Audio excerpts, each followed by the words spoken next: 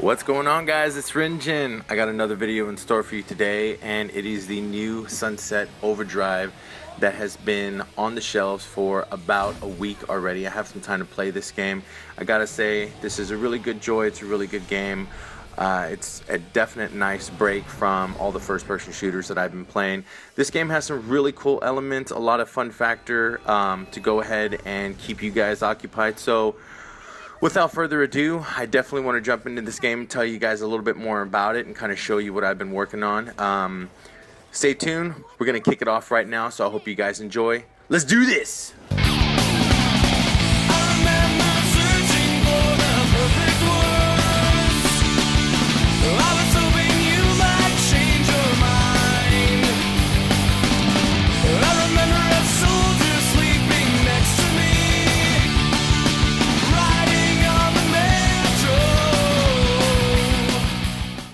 And what is up, guys? This is the introduction to Sunset Overdrive. This is the first objective in the game in which you have to get to your apartment. So while getting to my apartment, I am also learning the mechanics of the game. You get to grind, jump on rooftops of cars.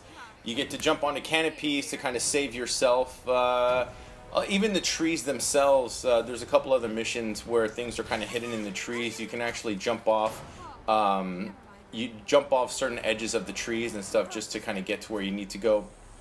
Now, the hard part of this game isn't necessarily grinding.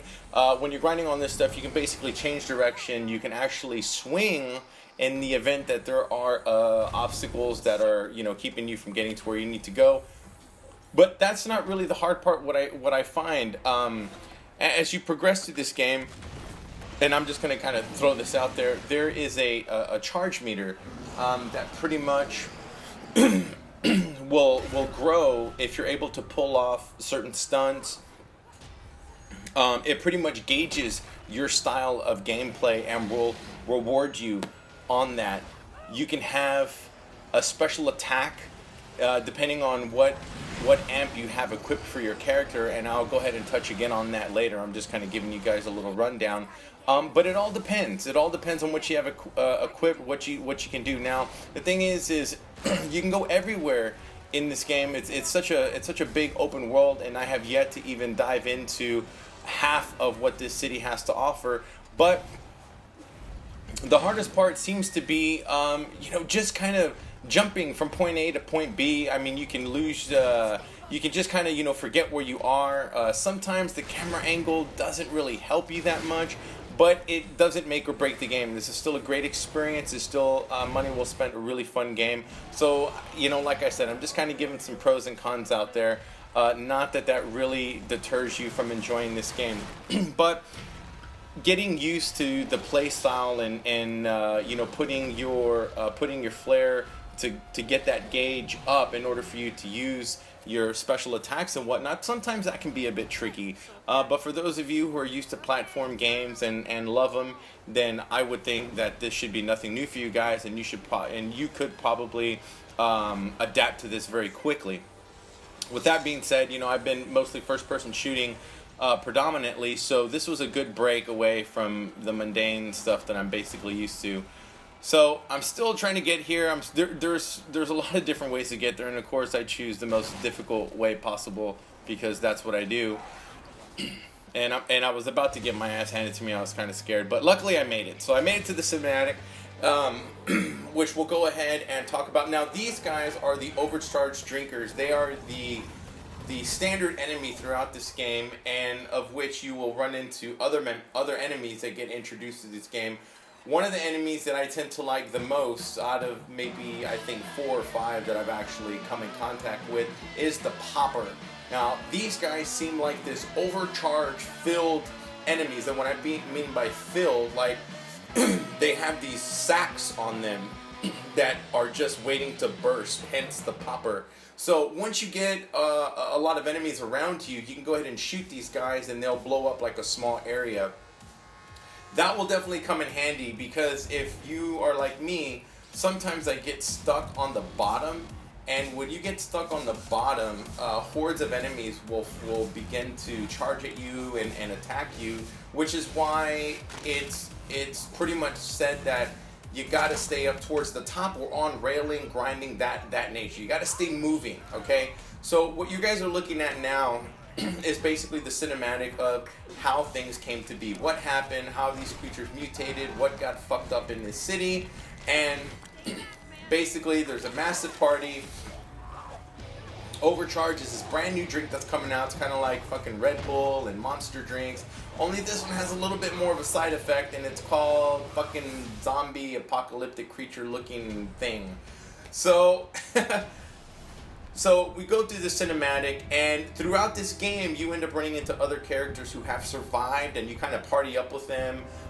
They kind of help you to make different things to get you from point A to point B. Sometimes you have to do other objectives by gathering items and whatnot. I really don't want to spoil that, but that's something that you'll have to do. One of the fun things you'll have to do is actually create these vats, and these vats will basically brew what's called an amp. Okay, now an amp is what you use to equip to either your character, your weapon, to give it more of an ability. So as your weapons level up, like from level 1 to 2 and whatnot, you can also level up, choose different characteristic abilities. One that I have equipped is called the dive charge.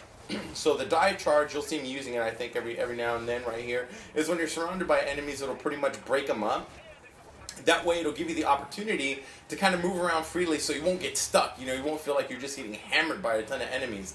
Now, right here, it's also going to introduce the another enemy, which is big-ass berserker type creature who just busts down, you know, just immediately goes for the barricades and start breaking everything down. Now, in these portions right here, depending on what it is you're creating, it will also determine the amount of time that it's taking to brew these amps or whatnot. So you got to really be careful. You got to make sure you maneuver properly. See how I kind of get stuck and I kind of fumble? You got to really be careful with that. There's some enemies that kind of they kind of shoot things at you, so you can either jump out of the way. You know, it's up to you to kind of maneuver. I kind of just did the basic thing, was going around in a big square shooting these guys. Luckily it paid off because I was able to brew my amp, which was pretty sweet. But I can only imagine as you progress through this, being that this was actually the first one, I can imagine this shit just gets like insanely hard, okay? Which, hey, I mean, we need something that's going to be hard. We need a fucking challenge. You know, stuff like this shouldn't be so easy where we walk all over this game, right? So definitely this game produces a massive challenge, and I cannot wait to get myself further into this, and I'll definitely be making some videos of some of the actual missions that I come across. I'll do a and B on the missions and what I had to do, where you go to collect it. Although everything in this game is pretty self-explanatory, there really is, you know, it's not like Borderlands or Destiny where you're loot hunting or you're farming for this and this. I mean, everything is pretty much here. Now, one thing is what you're also looking at are ingredients. So, like, to give you an example, shoes, like the smell, like that kind of stuff, when you break it down chemically, it can be used as such and such. So that's kind of the cool thing in this game, is there's all kinds of items everywhere, you know, from toilet paper to shoes to the neon lighting. All of these little things you get to pick up, and when you harvest enough of them, you can trade them in and begin to make an amp. So you can go ahead and, like I said, equip that. Now, there are also other characters in this game that allow you to buy weapons. This guy, he's the mixologist, so basically he's where you come when you want to brew. That's pretty awesome. It's one of the fun elements about this game. You really got to be on your A game, because like I said, this stuff is only going to get harder. I've been having so much fun playing this, and it's been a great break from the basic first-person shooter stuff that I've been playing lately. So you'll definitely be seeing me make some more videos of this, guys. Also, keep in mind that Halo, the Anniversary Master Chief Collection is coming out. I'm going to be all over that shit, and I seriously cannot wait. Guys, I really appreciate you guys listening to me talk about this game. This is a really good investment. Like I said, if you want something different, want to break away, definitely get this platform game. I cannot stress you guys enough on how much fun it is. It's just fun overall. You won't be disappointed. So this is RinjiN, guys. I'm signing out. Always remember, long live dial-up, and you guys have a great night. Peace.